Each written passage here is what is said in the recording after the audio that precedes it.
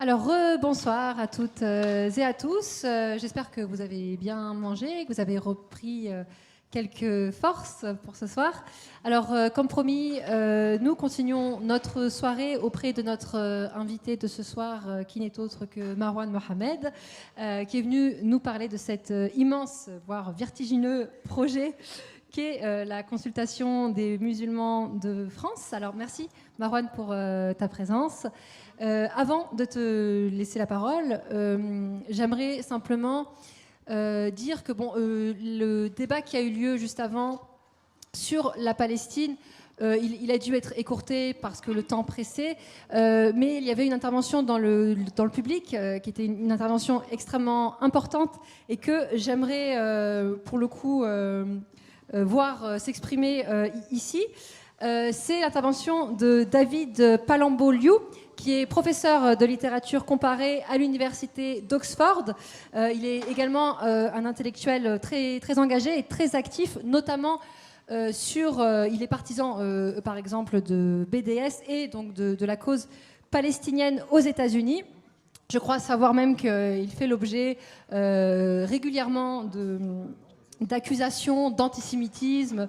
Et donc j'aimerais pouvoir l'entendre, puisque nous avons la chance de l'avoir parmi nous dans le public. Il parle anglais, donc je vais demander à Marwan Mohamed, qui est un très bon traducteur, de pouvoir nous traduire son intervention. Il faut lui donner un micro. Oui. Est-ce qu'on peut lui transmettre un micro, s'il vous plaît?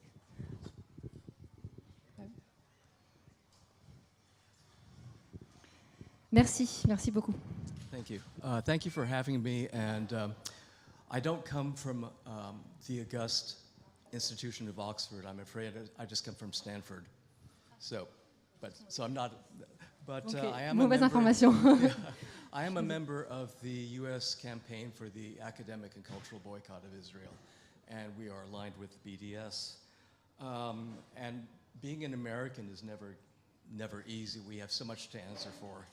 You know, our settler colonial projects, our coups in Latin America, what happened in Indochina and Vietnam. So we're always apologizing, as we should. But what is happening now in Israel is especially bad. When you think of the fact that even under Obama, who we now look back upon as being somehow enlightened, Obama continued to give Israel diplomatic cover. What's more, he also signed a $38 billion aid package to Israel. That's the largest military aid package in US history. And so things are that much worse under Trump. What our work tries to do in BDS is to fuse, in the United States, is to fuse a critique of anti-democratic movements with a critique of colonialism and racism. And we often ask ourselves, what would Israel do without US support? We have a special obligation to address this issue because we give Israel so much diplomatic and financial support. And under Trump, it's gotten that much worse. Trump has really torn away the curtain in terms of absolute US support for Israel, especially when you think of the fact that he has moved our embassy to Jerusalem, which of course is an illegal act. Jerusalem is, under UN rule, supposed to be internationally administered. But he's completely thrown out international law, and he's furthermore withdrawn us from the Iran arms deal. So these are two very important and potent and very dangerous acts, both done in order to support Israel. In fact, you might very well say that Israel is now determining US foreign policy in a very dangerous way. In the United States, this has borne out in very dangerous moments whereby we have very powerful and very, very wealthy right-wing groups coming into universities and essentially setting up parallel campuses. They will come in and donate millions of dollars to set up a separate school, which will simply portray their ideological point of view. There's also a group called Canary Mission, which nobody knows where the funding is coming from, but they now have started to use the FBI, the Federal Bureau of Investigation, to investigate people.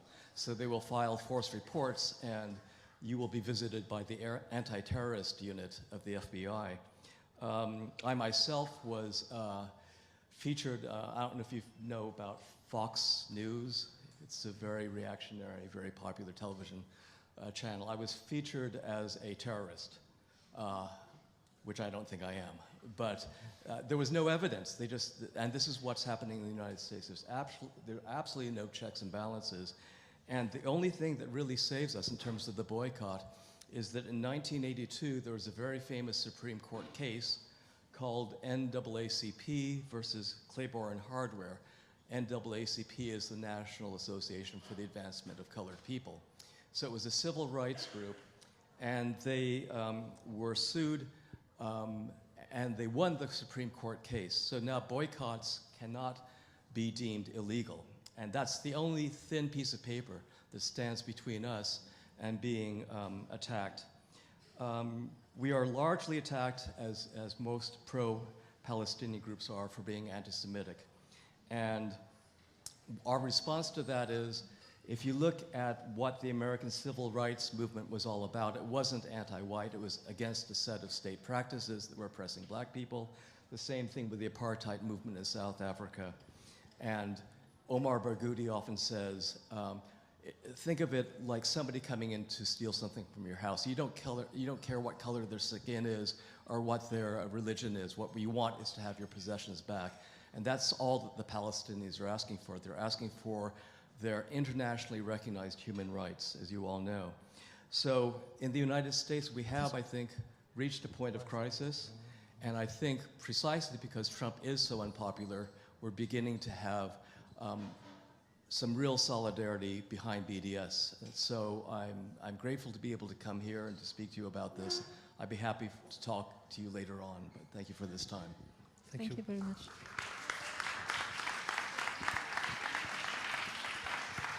Alors, si on va tester ta mémoire. Non, mais à chaque fois, vous me faites le coup. À chaque fois, je me retrouve à challenger un tunnel.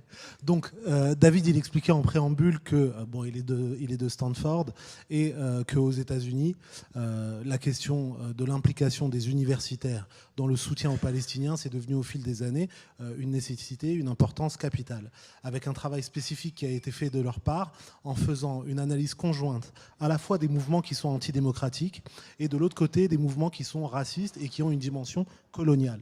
Alors on aurait pu croire que en tant qu'Américain, on est une démocratie, donc je parle au nom de David, donc je ne suis pas américain pour tout ça. En tant qu'Américain, on est une démocratie, donc on est reçu comme tel autour du monde, mais on doit souvent s'excuser pour des raisons très légitimes, parce que compte tenu de ce que les États-Unis ont fait, que ce soit en Amérique du Sud, que ce soit au Vietnam, que ce soit dans les guerres coloniales et impérialistes auxquelles ils ont participé, il y a une responsabilité forte de la part des États-Unis.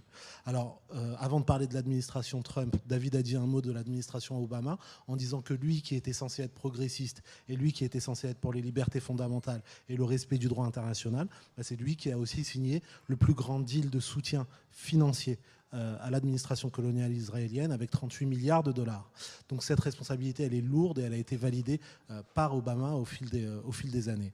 Avec Trump, on passe de nouvelles limites, on passe de nouvelles frontières, parce que Trump, il a juste dans sa première année d'exercice fait deux choses qui sont fondamentales dans le soutien d'Israël. C'est la première, sortir du deal sur le nucléaire iranien avec toutes les conséquences que ça peut avoir dans la région et au-delà.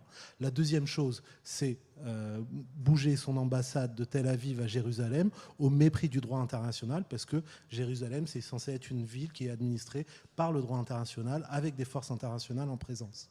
Donc cette décision politique, elle est juste une preuve et une démonstration de plus qu'au bout d'un moment, Israël a aussi une influence très lourde dans la politique étrangère américaine et dans la politique nationale américaine. Et après, David développait un autre point en montrant que, y compris au sein des campus, il y a une volonté d'influencer le débat universitaire et le débat académique par 2 moyens. Le premier moyen, c'est de financer des centres de recherche qui auront la responsabilité de produire des contenus et une idéologie qui convient à la ligne politique coloniale israélienne. La deuxième, c'est de se lancer dans des campagnes de dénigrement. Donc, par exemple, il y a un groupe qui s'appelle la Canary Mission, qui est financé avec de sources occultes et qui va identifier des individus qui soutiennent la cause palestinienne et lancer des campagnes de dénigrement à leur encontre. Par exemple, des dénonciations calomnieuses auprès du FBI et les gens se font perquisitionner, ou bien, comme ça a été le cas pour lui, des reportings qui vont être abusifs et calomnieux sur des chaînes de télé néoconservatrices comme Fox News. Donc, il est très honoré d'être parmi vous ici parce qu'ils souhaitent continuer le travail et leur manière de résister là-bas dans le champ universitaire, c'est de continuer à produire de la recherche de ce point de vue-là et de soutenir les mouvements de boycott, y compris universitaires et culturels, du point de vue des universités là-bas. Et il sera disponible pour répondre aux questions. Voilà. Merci. Ouais. Et bravo à toi pour ce travail de traduction. Merci beaucoup pour votre intervention. Alors, je le disais tout à l'heure, donc on te reçoit ici pour